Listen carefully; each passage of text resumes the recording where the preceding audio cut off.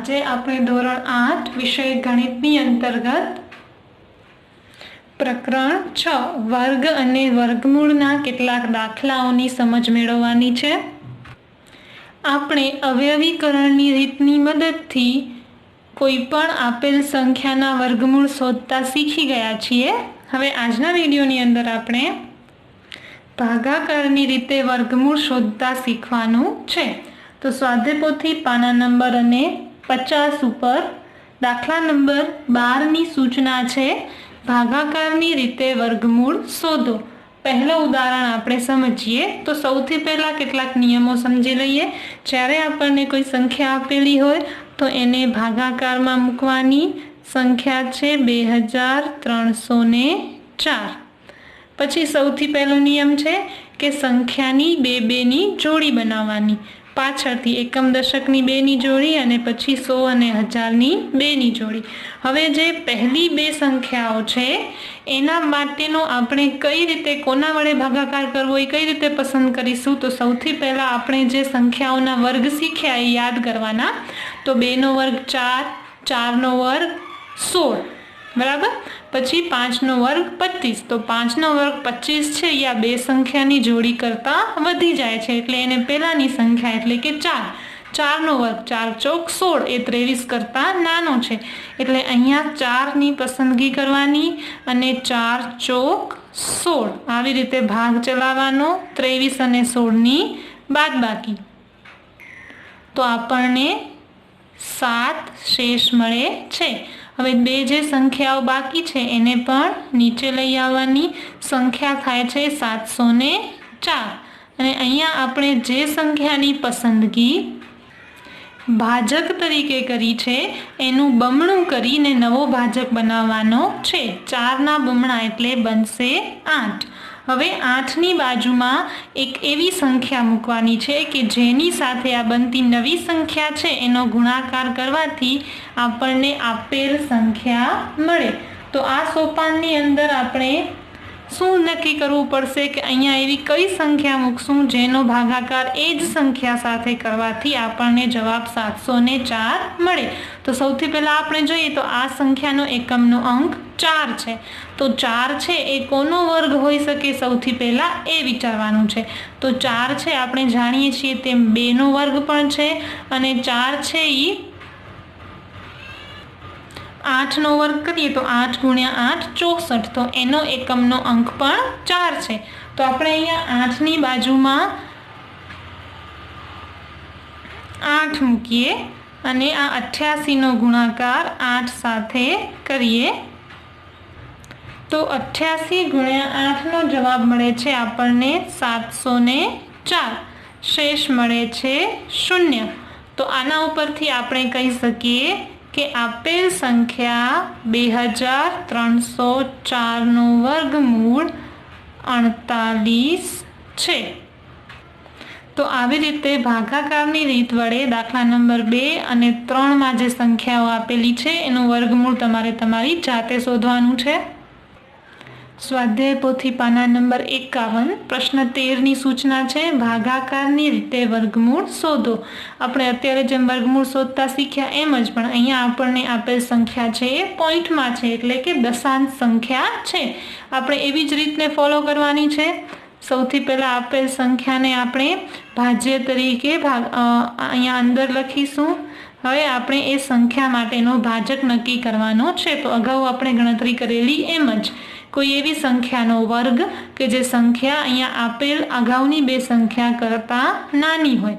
તો આપણે જાણીએ છીએ 55 25, 6 ગુણ્યા 6 36, 7 ગુણ્યા 7 49। તો 7 ગુણ્યા 7 49 છે એ 51 કરતા નાની છે એટલે આપણે અહીંયા 7ને ભાજક તરીકે પસંદ કરશું। 7 ગુણ્યા 7 એટલે 49।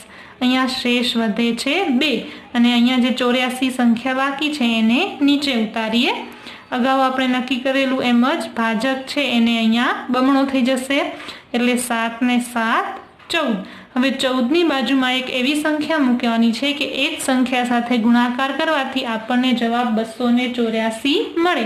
તો ફરીથી આપણે યાદ કરીએ તો 4 કઈ સંખ્યાનો વર્ગ છે? તો આપણે જાણીએ છીએ તેમ 4 છે એ સંખ્યા 2 નો વર્ગ છે।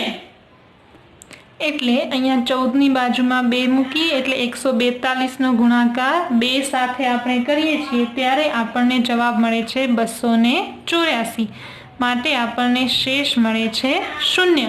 તો આના ઉપરથી આપણે કહી શકીએ કે આપેલ સંખ્યા 51.84 નો વર્ગમૂળ 72 થાય છે। તો આપણે અગાઉ શીખ્યા એ જ રીતની મદદથી આપણે આ જવાબ પણ શોધી શકીએ છીએ, પણ અહીંયા એક વાતનું ધ્યાન રાખીએ, 51.84 છે અને આપણે અહીંયા જવાબમાં પોઈન્ટ મૂકવો પડશે। તો જ્યારે આપણે આ 84 નીચે ઉતાર્યું ત્યારે જ આપણે 7ની પાછળ પોઈન્ટ મૂકી દઈએ એટલે 7.2 છે એનો વર્ગ છે, જવાબમાં આપણને મળે છે 7.2। તો વર્ગમૂળમાં 51.84 છે એની કિંમત આપણને મળશે 7.2। જ્યારે આપણે પોઈન્ટ પછીની સંખ્યા નીચે ઉતારીએ ત્યારે જ આપણે ઉપર ભાગફળની અંદર દશાંશ ચિહ્ન એટલે કે પોઈન્ટ મૂકી દેવાનો રહેશે। તો આવી જ રીતે આપણે પ્રશ્ન 1 અને પ્રશ્ન 3ની રકમ છે એનો વર્ગમૂળ તમારી જાતે શોધવાનું રહેશે। પ્રશ્ન 14ની રકમ છે, નીચેની સંખ્યાઓમાં નાનામાં નાની કઈ સંખ્યા બાદ કરતા તે પૂર્ણ વર્ગ બને। તો આમાં પણ આપણે ભાગાકારની રીતનો જ ઉપયોગ કરવાનો છે। આપેલ સંખ્યા છે એને ભાજ્ય તરીકે લખીએ। હવે ભાજક નક્કી કરવા માટે આપણે જેમ જોયેલું કે એવી સંખ્યા પસંદ કરવાની છે કે જેનો વર્ગ છે એ પહેલી બે સંખ્યાઓ કરતા નાનો હોય। તો આપણે જાણીએ છીએ કે 3 તેરી 9 થશે, શેષ વધશે 2 અને 58 છે એને આપણે નીચે લઈ લઈએ। હવે અગાઉ આપણે કરેલું એમ જ 3ના બમણા એટલે 6 થશે। 6ની બાજુમાં કોઈ એક એવી સંખ્યા લખવાની જેનો ગુણાકાર એ જ સંખ્યા સાથે કરવાથી આપણને 258 જવાબ મળે। તો અહીંયા જે 258 છે એમાં એકમનો અંક 8 છે। તો 8 કરતાં નાનો કોઈ સંખ્યાનો વર્ગ હોય એને આપણે પસંદ કરીએ। તો 2 દુ 4, 3 તેરી 9, 4 ચોક 16 અને પચું 25। તો જ્યારે આપણે સંખ્યા 64નો ગુણાકાર 4 સાથે કરીએ છીએ તો આપણને જવાબ મળે છે 256। આની બાદબાકી કરવાથી શેષ વધે છે 2। તો આપણને આ શેષ 2 મળે છે એના ઉપરથી આપણે કહી શકીએ કે સંખ્યા 1158માં 2 ઉમેરવાથી આપણને અહીંયા ઉમેરવાથી નહીં, રકમમાં છે કઈ સંખ્યા બાદ કરતા, તો 2 બાદ કરવાથી આપણને પૂર્ણ વર્ગ સંખ્યા મળે છે। તો પૂછેલા પ્રશ્નનો જવાબ આવશે 2। આવી જ રીતે આપણે ભાગાકારની રીતના ઉપયોગ વડે પ્રશ્ન 2 અને પ્રશ્ન 3માં આવેલી રકમ છે એનો જવાબ મેળવવાનો છે। સ્વાધ્યાયપોથી પાના નંબરને 52 પર 15મા પ્રશ્નની રકમ છે, નીચેની સંખ્યાઓમાંથી નાનામાં નાની કઈ સંખ્યા ઉમેરતા તે પૂર્ણ વર્ગ બને। અહીંયા પણ આપણને ભાગાકારની રીતનો ઉપયોગ કરવાનો છે। જે સંખ્યા આપેલી છે એને ભાજક તરીકે લઈએ અને આપણે જેમ અગાઉ જાણતા એમ આગળની બે સંખ્યાઓ કરતાં નાની સંખ્યાને પસંદ કરવાની છે। તો 25 25 થશે, 5નો વર્ગ 4નો વર્ગ 16। તો અહીંયા આપણે 4ને પસંદ કરશું ભાજક તરીકે, 4 ગુણ્યા 4 16। શેષ વધશે 6, 0 અને 5ને નીચે લઈ આવીએ અને અહીંયા જે ભાજક છે એ બમણો થશે એટલે કે 4 ને 4 8। હવે 8ની બાજુમાં કોઈ એક એવી સંખ્યા મૂકવાની છે કે જેનો ગુણાકાર એ જ સંખ્યા સાથે કરવાથી આપણને આ 605 કરતાં નાની સંખ્યા છે એ જવાબની અંદર મળે। તો 8ની બાજુમાં 6 મૂકીએ એટલે 86નો ગુણાકાર આપણે 6 સાથે કરીએ છીએ ત્યારે જવાબ આપણને મળે છે 516।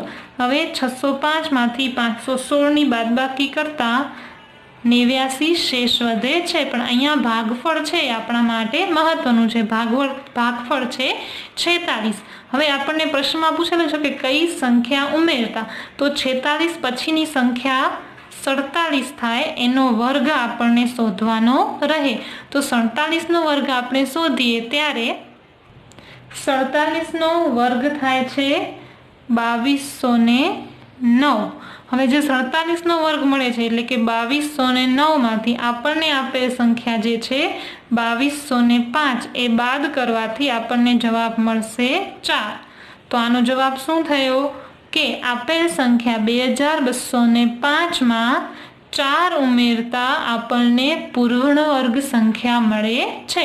જ્યારે પ્રશ્નમાં એમ પૂછાયું હોય કે કઈ સંખ્યા બાદ કરતા તો જે શેષ મળે એને જ આપણે જવાબ તરીકે લખી શકીએ છીએ, પરંતુ જ્યારે પ્રશ્નમાં એમ પૂછાયું છે કે કઈ સંખ્યા ઉમેરતા ત્યારે આપણને ભાગાકારમાં જે ભાગફળ મળે છે એના પછીની સંખ્યાનો વર્ગ શોધી અને એનો જે જવાબ મળે છે એમાંથી આપણને આપેલ રકમની બાદબાકી કરવાથી જે જવાબ મળે તે સંખ્યા આપેલ સંખ્યાની અંદર ઉમેરવાથી એ સંખ્યા પૂર્ણ વર્ગ બની શકશે એમ કહી શકાય। તો આવી જ રીતે ભાગાકારની રીતનો ઉપયોગ કરી અને દાખલા નંબર 1 અને 3ની ગણતરી તમારે જાતે કરવાની રહેશે।